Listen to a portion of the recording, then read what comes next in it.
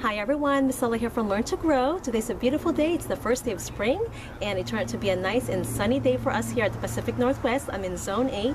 It's been raining the past week, so I'm really happy that we finally have a nice and sunny weather and I get to do some yard work today. But this is a short video I wanted to show you just a quick tour of the garden and what our plans are or what we're going to be planting this season. So I would also like to know what you're planting, so feel free to leave a comment, or if you have any questions or suggestions for me, please feel free to leave them below.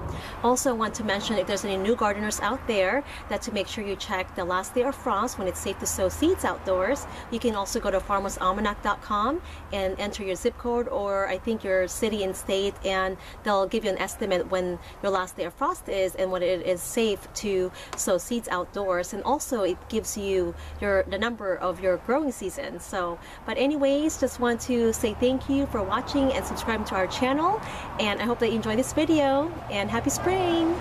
Here's our garden. So I know it looks a little bare, but we do have a few things growing or sprouting. So we'll make our way to the back.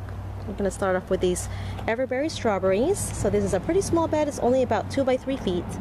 And we only started with about 5 plants last spring, but as you can see, we have a whole bunch of baby strawberry plants. So I have a combination of elephant, garlic, softneck, and hardneck.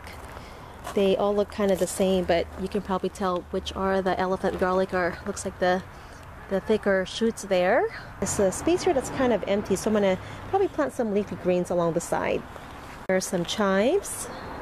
I've got a fennel in there somewhere. It's probably going to come back probably in a few weeks.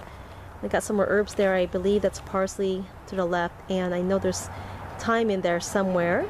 These pots here are my mints, and I think it's lemon balm, and I keep them contained because they propagate like wildfire. They'll grow pretty much anywhere, so you want to keep any of the mint family contained, otherwise they'll take over your garden. This one here is our potato bed. So we planted these potatoes back in December, and we'll mulch them heavily. I think about 4 to 6 inches of dried leaves, so that way they don't freeze. And I did peek earlier, so I noticed that it's starting to sprout, but I'm gonna leave the leaves on this. See, there's a little, let's see, sprout right there. I'm gonna keep it covered in the meantime, and it's gonna make its way out when it gets warmer. That's because we're still gonna be having freezing temperatures for the next 3 to 4 weeks. Here's the other strawberry bed, and I've got a combination of everberry and quinoa strawberries. I did cut the dead leaves off, and as you can see, there's a lot of new sprouts there, so they're making it come back. Here's the other garlic bed. So again, there's a combination of the same kind of garlic in there as well. A little space here maybe for some beans or some peas. Here's the bed where I had the scarlet runner beans as well as the fire balote beans. There's some kale in here as well, collards. I think I even had some broccoli. There's a few herbs in here. There's some sage. I think there's some thyme in there somewhere. I think this is the Russian kale over there. But I wanted to show you what I have in the ground. I tilled this with a pitchfork. I initially mulched it with dry leaves, as you can see on that side.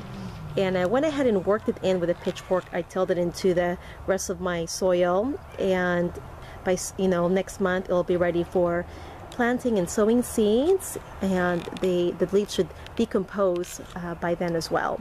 To show you how tall this collard greens got, I think it's almost over 4 feet tall. I had to stake it down because it was falling over.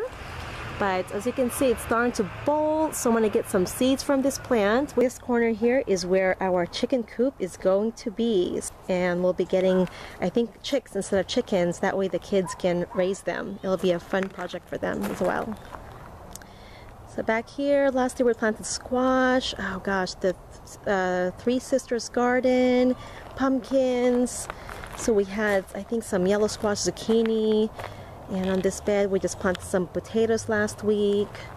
This is a new in-ground bed that I'm working on, and I need to sift through the soil. There's lots of pebbles in there, but there was a lot of worms, so it's a good sign that there's plenty of organic matter in there already, as well as life flourishing, so that's a good thing. That means the soil is healthy. And here's a compost heap that I'm working on. I just dumped some coffee grounds there that I took home from work, and these are some of the dried leaves that my neighbor gave me last fall, so it's breaking down nicely. wanted to show you this spot here. Our property ends right there where the new fence begins. So I spoke with my neighbor about using some of his yard where I can plant our new strawberry bed. So I'm going to move all those strawberries here. They need more sun because the neighbor's trees are growing and it's really shading it. So I'm going to have a bigger bed here. It's going to be great. I'm going to have plenty of space, and of course we're going to share our edibles with our neighbors. Last part of the garden tour. This here is kind of like our mini orchard. I have a couple pots that I haven't planted yet. These are dwarf trees. To the left here is a grafted pear tree. There's 4 kinds of pears in this tree. It's going to be really neat. And this one here is a Fuji apple. So I've got some blueberry bushes here. So it looks like they're starting to sprout. You see some buds. I'm going to have to prune some of them back. And then back there I have another dwarf apple tree there and on the other side. So I think I'm going to plant the other 2 trees along that side of the yard. I've also got some rhubarb growing here and over on that side. So plenty of rhubarb. You can see all those new growth underneath there. Those little buds. Okay, I think that's it for today, guys. Thank you so much for watching. I hope that you enjoyed this episode of Learn to Grow, and happy gardening!